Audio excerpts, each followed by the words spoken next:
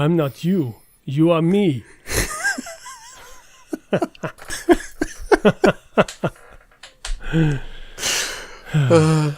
Okay. I think Christmas fever has hit, finally. Yes. I'm starting to switch off at work. Although, if work is listening, I'm very diligent. If work is listening, I would never really was switched on. In the first place. Yeah. Hello, and welcome to the Good Robot Andy's Season 2, Episode 9. My name is Andy Balaam, and this is... I'm Andy Cockerill. And the film that we're going to talk about tonight is called... Arrival. And what we do at this point is I tell you the plot and the most important parts of the review without having ever heard of the film before or seen it or having any background or experience in film or even having seen that many films. Which is not actually true, is it? Well, I've seen some films. You've seen some films. I purchased just not you some that many. films. Did you watch Point Blank yet, by the way? No. It's been a whole year. That's terrible. It's terrible. Andy gave me Point Blank at Christmas last year and I still haven't watched it. Yep. But it's not that I don't want to. You just haven't found the time. Yeah, I just forgot. I've just forgotten it was there, really. Yeah. I don't know where it is now. Oh, man. Anyway. Somebody's probably used it for a coaster. You'll never give me a present again. No, I will send you something this year. Oh. Wow. I just haven't decided what I'm going to send you yet. It's going to be one of the choices from this year. Right. But I haven't decided which That's one. very kind. Well, I did watch... Continuing your film education. So that Right, you watch yeah, exactly. something other than... what's the Mel Gibson thing that you like? Payback. Yeah, I like to watch Payback. Yeah, you stopped over watching and over. Payback and Series 7. Actually, I haven't watched Series 7 for a long time. Okay, fair enough. But I would like to. Thanks Yeah. for the suggestion. I'll watch that again. Yeah. I did watch a film called Predestination the other day. Yeah, you told me that. How was that? It's a sci-fi film. It's based on a Robert Heinlein Oh, okay, I like Heinlein. Yeah. short story called All You Zombies. Mm-hmm. And I don't want to give away much about it, but it's about time travel and the kind of contradictions and stuff you can get. And it was weird. Yeah, it is interesting. It's weird because it feels like it misses the mark a bit. Okay, But so it definitely explores some interesting ideas. So I had a look at the cast list. There's Ethan Hawke is in it, who I like a great deal, and has been involved in some really good genre and non-genre movies over the years. So, and it looks like an Australian production. I don't think there's any Australians in it, but it said some stuff about Australia at the beginning. Okay, so maybe that was a contractual thing because it was funded. Australia funded it. Shot in Australia. Yeah, it looks Anyway, interesting. that's I not the film think I'd we're like to here to check talk it out about. because I like Heinlein and I Right. like Ethan Hawke, so that's enough. Was it to him sort of who get was a me fascist, interested. or was it the other one? Heinlein was a fascist, yeah. Right, yeah. Right. He's the guy who wrote Starship Troopers. Starship Troopers, but he meant it as like a really good society. Yeah, yeah. It was Would like you his like to know favourite more? society. Would you like to know more? It was like modern day America. It's like it's going, isn't it? Yeah. Would you like to know more? Would you like to know more? That always reminds me of Babylon 5. Now, Babylon 5 is a good show. Because in Babylon 5, the TV, there was an episode which was all a TV programme about Babylon 5. Yes. They didn't say, would you like to know more, but they said something very similar. Do they portray it as kind of militaristic, like a place to come and sign up, to come and serve your duty kind of thing? In Babylon 5, no, Yeah. it was, they like twisted all the facts and stuff. It was all about corruption of the media. Of course, But that would never happen, though.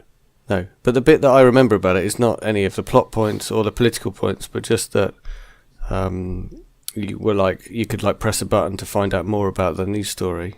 Oh, I And that was see. before that was an actual thing that you could actually do. Like Facebook fake news. FacebookFakeNews.com. Coming to you all the time, if you use Facebook. Otherwise, you have Twitter fake news. Today I have a glass of wine. You have red lips, by the way. That's why I drink wine, From the wine. for that effect. Yes. Listeners on the YouTube will be able to see that. On the tubes of you. They'll be able to see it small. Should we cracketh on? So the film today is called Arrival.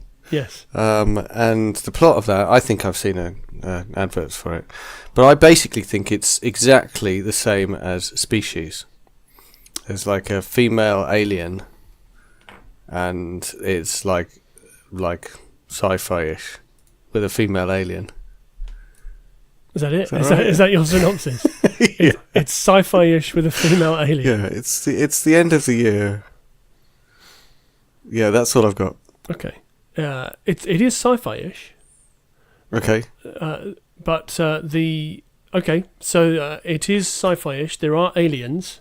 Okay. But their gender remains safely anonymous. Okay. Not unlike in Species where she's the most gender of the definitely alien female. is clear. Yes, most definitely female. So Arrival is a 2016 science fiction film directed by Denis Villeneuve, who is directing... I remember that name. I've talked about him a few times on this show, actually. Podcast. Is it a show? It's a podcast, I suppose. Should we dance? Yeah, okay. Then it would be a show. Do you want to do the cha-cha-cha? Yes, please. So directed by Denis Villeneuve, who's a director who I admire a great deal. The film is based on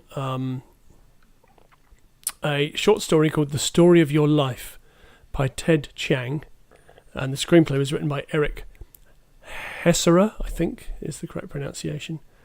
There's a lot of things based on short stories. Yeah. Well, short stories are about the right length for normal length films. Yeah, I mean, if you think about the really great Stephen King adaptations that work really well, most of them are based on novellas and short stories rather than full-length novels. That's fair. Also, Johnny Mnemonic. Yes, is a short, isn't it? It's based on a short story by William Gibson. Yeah, called Johnny Mnemonic. It's called Johnny Mnemonic. Yeah. Which is considerably better than the film from all. Yeah, it's a good book from all objective viewpoints, but there's just book. Something about the film. Yeah, shall we do Arrival? Okay, yeah. How much wine have you had, by the way? Like a quarter of a cup. Oh, okay, not too much then. So glass. You call it a glass. I should expect this to get worse as it goes on then. Yeah. So, as I said, this film came out this year. I think it's still on at cinemas. It's still in the box office top 10. It's still doing well. It came out a couple of months ago. It stars Amy Adams, Jeremy Renner, and Forrest Whitaker, who I think has come up on this podcast before. He was in Ghost Dog. He was Ghost Dog. Yeah. Ghost Dog. He's also in Rogue One as well. Oh, really? Yes. Which has got a quality cast. But anyway, so Arrival came out earlier this year.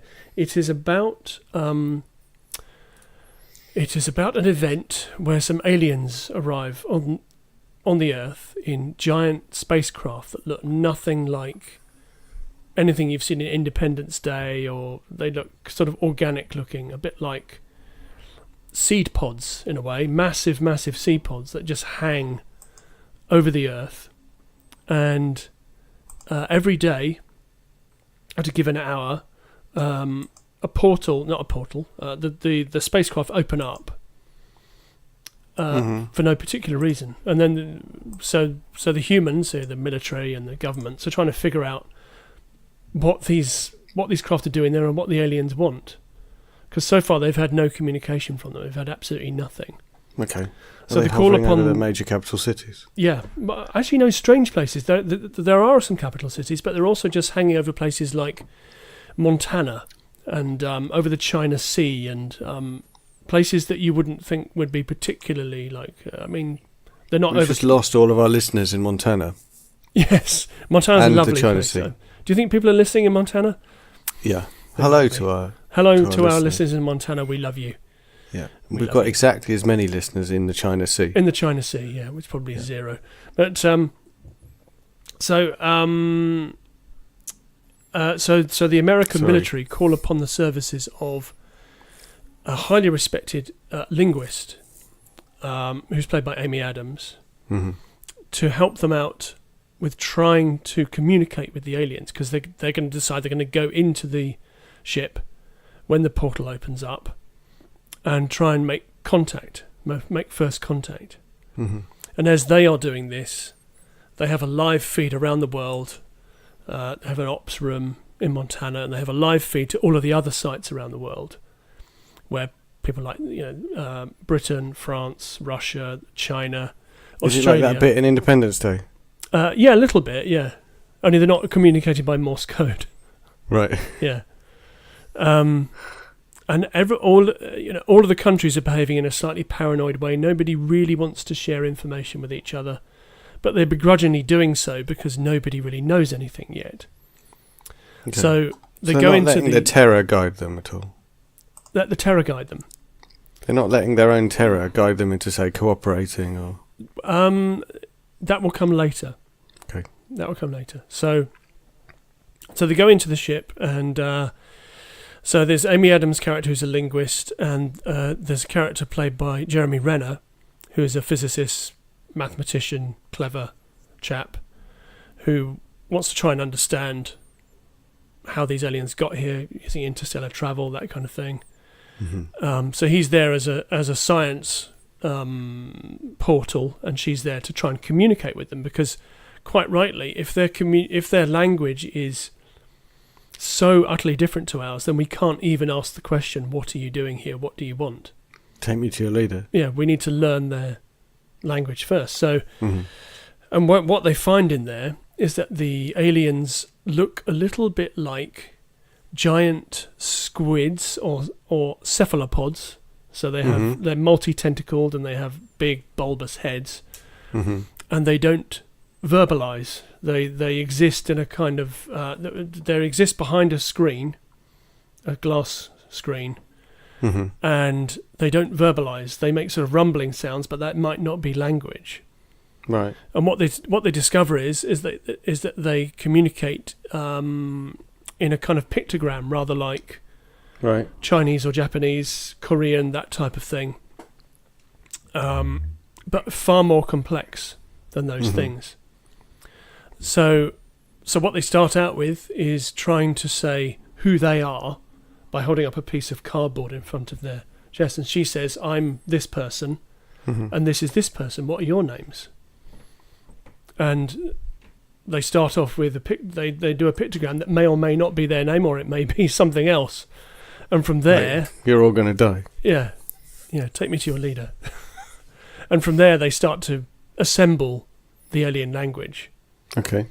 And of course, whilst they're doing this, people in other countries are doing the same thing. Mm-hmm. And then later on in the film, the aliens communicate that they offer a weapon to all of the countries in the world. This is the language that they speak. We offer a weapon, is what they say. Okay. Mm-hmm. And as soon as they say that, all of the other countries close their channels, because they don't want to be sharing their information with anybody else, because everybody wants that weapon first. Mm-hmm. If indeed it is a weapon. Yeah. So it depends which end of the barrel they're offering. Well, yes, exactly. Yes. And meanwhile, in Montana, some let's say slightly radical soldiers have decided they're going to take the first action, and they're going to try and kill the aliens to save humankind, because they believe that the aliens have it in for them. Okay. So can I just ask, is this played out as a kind of large political thing, or a few people in a room, or? Okay, else? So yeah, it's small people. It's small, few people in a room. It's tiny little people, little tiny munchkin people. Yeah. Yes. Okay. Like the chess pieces on the video behind your head.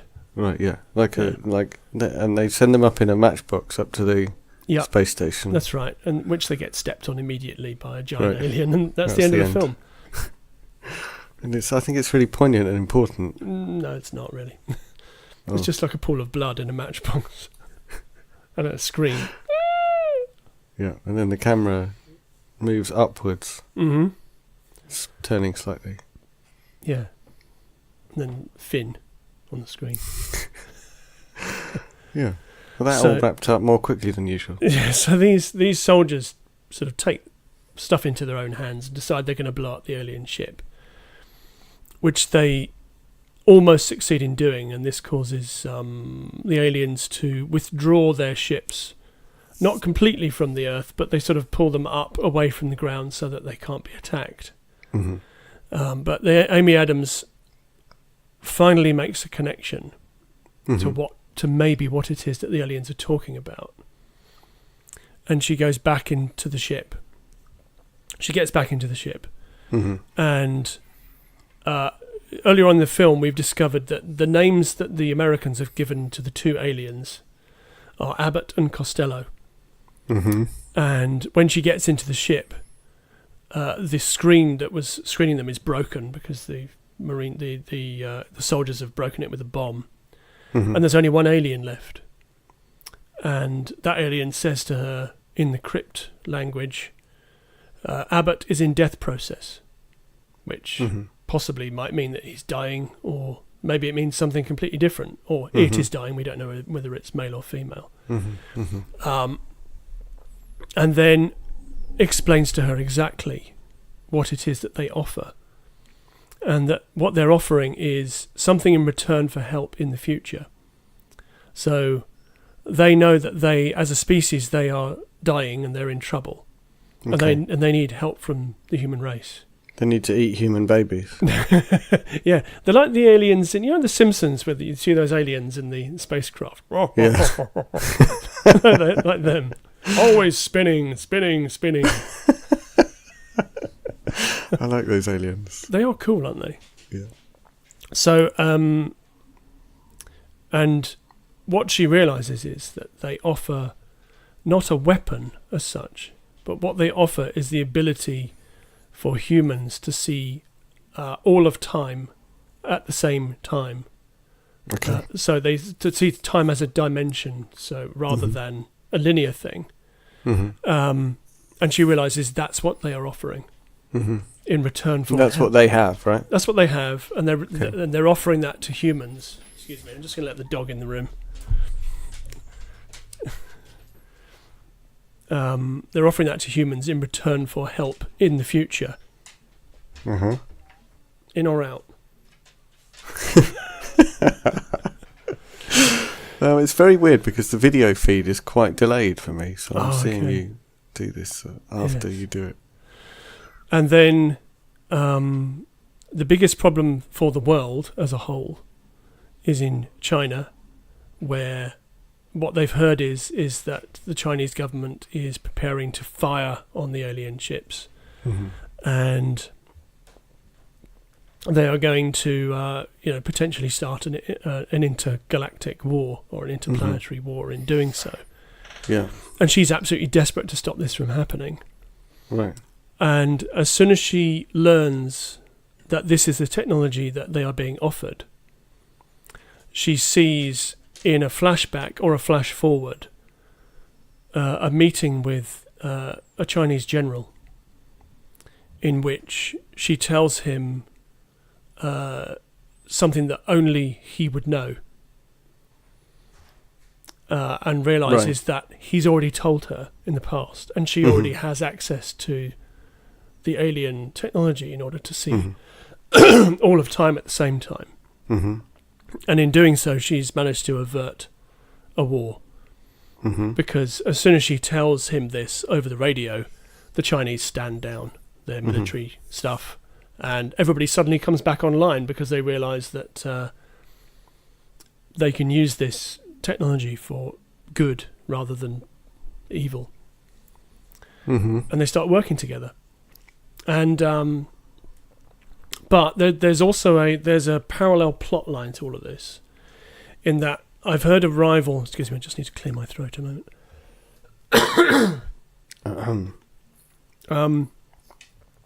Arrival, in its first 5 minutes, it breaks your heart, because what you discover is that within the first 5 minutes of the film, is that the Amy Adams character has had a daughter. She had a husband in the past, and her daughter gets sick and dies, and then she has flashbacks to this emotional wrench throughout the film that sort of link her to the work that she's doing.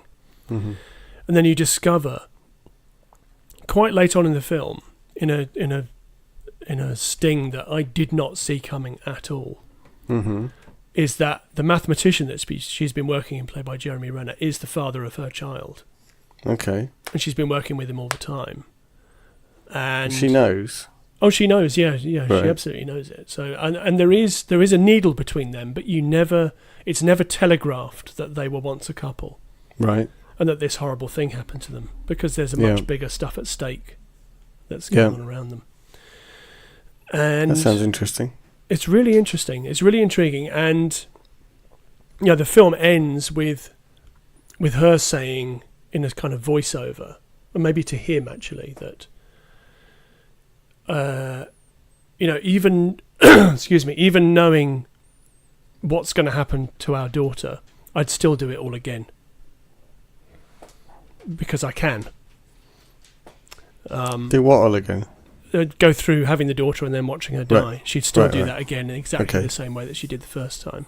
She wouldn't change anything. And it is a film of enormous power. And in a year that has been 2016, in which people have been divisive and have sought to look at differences and exploit I'm trying to think of the word. Hatred, fear. Yes, exactly. Yeah, hatred and division for their own ends. Arrival is a film that makes you think that maybe there is hope for humanity after all. Oh, really? Yeah. It's that good. Really? Yeah. So you've answered the question of what the point of it is. I have, yeah. I've just completely answered the question. What's the point of this film? That's good, well done. Yeah. Why is it so good, though? It's really well made. So, Denis Villeneuve is a French-Canadian director who I admire a great deal. He manages to, he's never made the same genre of film twice. So, like Stanley Kubrick, he skips genres without blinking. And in each genre that he works in, he managed to bring something fresh to it. Because Arrival is not a fresh story. It's not a new story about aliens arriving on Earth and offering us technology. This has been done before, but where he brings freshness to it is in the delivery of the story and the way that it plays out. And having a strong female character as the centre of the film is really important, because it anchors it emotionally for us. It gives you something to hang on to, rather than a man, trying to decide whether the aliens are good or not and whether we should blow them up or not. She wants to talk to them and try and figure out what exactly is it they want and why are they here. And in the end, it's that approach that saves the day, because prior to that, the world is on the brink of war. Yeah. Because after that, people have stopped everyone's talking. Working together. Yeah, people have just stopped talking to each other because they're afraid, and they don't want to share information anymore. The whole fallacy of knowledge is power, which only goes so far. And then the conclusion is that we're definitely going to get this technology. Yes, yes, we are, because she experiences it during the dying moments of the film, and it's going to make everything better. Yeah. Yeah. So if the aliens can just move through time, why are they bothered about the end of their species? Presumably they can see it coming, and they need our help to avert it. And how do we help them? I don't know. That isn't revealed. That isn't part of the arc. That isn't part of the arc. Okay. Oh, interesting. Yeah.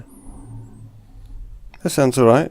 It's good. I'm not really seeing how it would be, that good. I can imagine it being okay. Yeah, it is that good. It's I think that it stands right up there with stuff like 2001 in terms of being. I mean, we might be alienating our listener here because 2001's quite a divisive film. I think that there's plenty of people that really dislike it intensely, but it's one of my favourite sci-fi movies. It's quite boring, but it is, but it's quite profound, isn't it? It's a very powerful piece of work. You could have done without the last bit. Yeah. Yeah.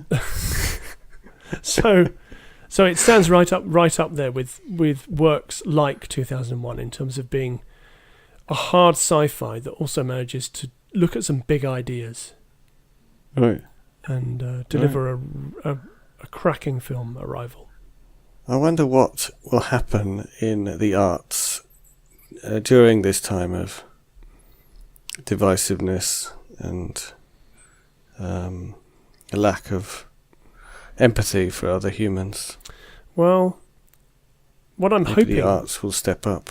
I think that will happen. I think that it will become more militant, maybe more active, politically active. Anyway, maybe comedy will step up. I hope so, because in the 80s, comedy stepped up. It did step up. It really did. And I think we need more. We need another movement like that one because we haven't really had one. The so-called alternative comedy movement has been mainstream for a long time. Yeah. I think the arts has an important part to play in calling out, just holding people to account. Because where you have a prevalent right-wing media and a right-wing press, it's really hard to find the actual real story of what's going on. How will we deal with the post-truth world? I think we will find a way of working out who you can trust somehow. Somehow we will. Yeah. But it'll be different. It will be different. Most definitely. That's Arrival, though. Did you have any other questions about that? No, excuse me. No, I'm coughing. It sounds good. Yeah.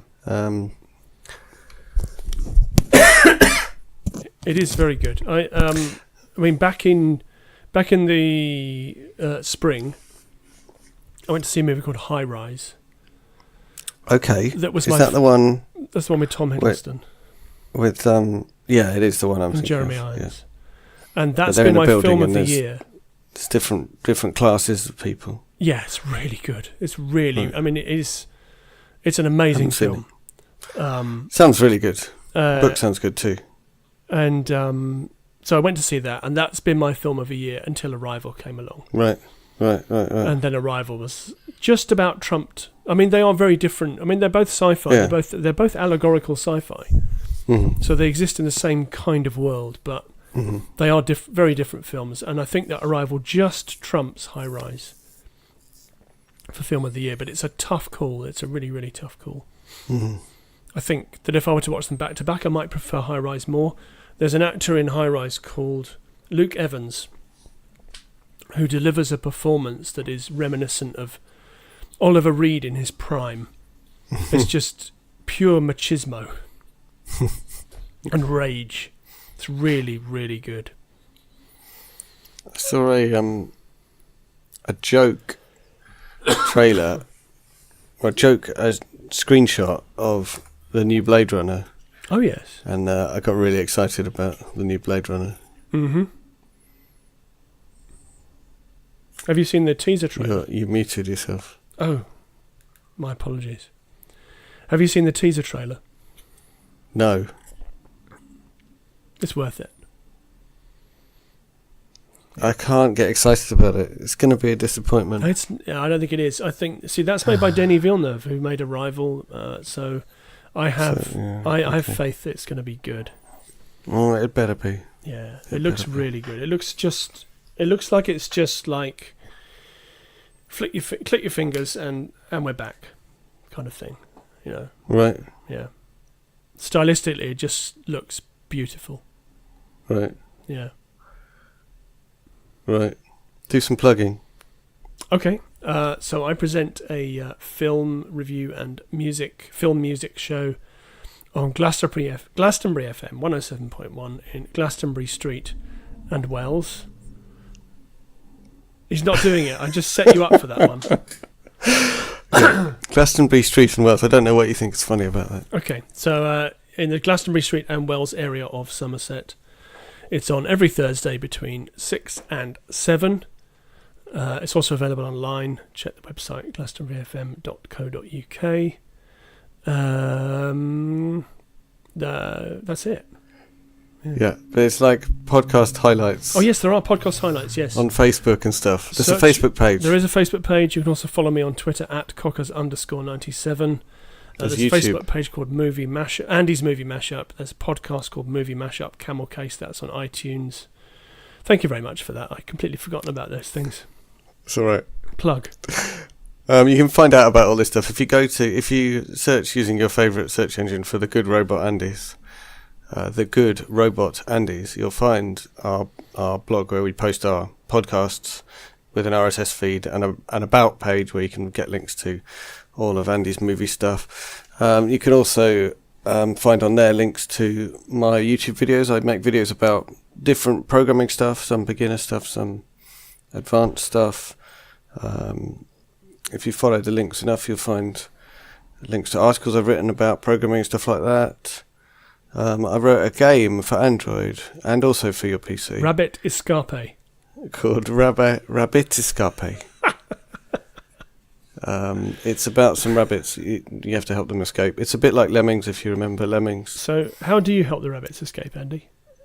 You drop things. No, you're supposed to say you just help the rabbits escape. Oh. Should we try that again? Yeah. So how do you help the rabbits escape, Andy? You just drop tokens and things that gives them abilities. He's done it again.